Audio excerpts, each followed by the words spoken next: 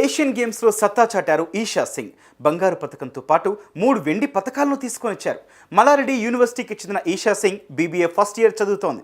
ఈ క్రమంలో 19వ ఏషియన్ గేమ్స్లో షూటింగ్ కేటగిరీలో గెలిచి సత్తా చాటింది. దీంతో మంత్రి మల్లారెడ్డి శంషాబాద్కు వెళ్లి ఆమెకు సాదర స్వాగతం పలికారు. అలాగే కాలేజీ ప్రాంగణంలో ఆమెను సన్మానించారు.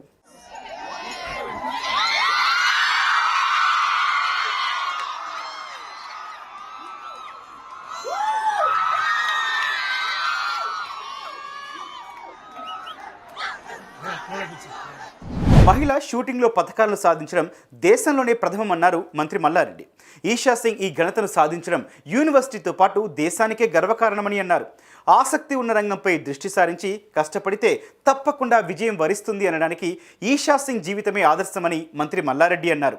అరుదైన రంగంలో ఆసక్తి చూపిన ఈషా సింగ్ను ప్రోత్సహించిన తల్లిదండ్రులను ఆయన ప్రత్యేకంగా అభినందించారు.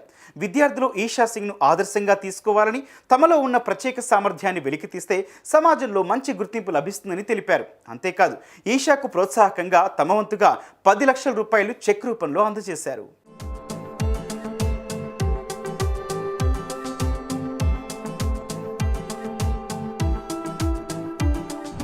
ఇక ఈషా సైతం ఈ మెడల్ సాధించడం చాలా సంతోషంగా ఉందని చెప్పారు. రానున్న రోజుల్లో దేశానికి మరిన్ని పథకాలు తీసుకొస్తానని, మల్లారెడ్డి యూనివర్సిటీకి పేరు తెస్తానని చెప్పారు. కాగా యూనివర్సిటీ స్టూడెంట్స్ సైతం ఈషాను అభినందించారు.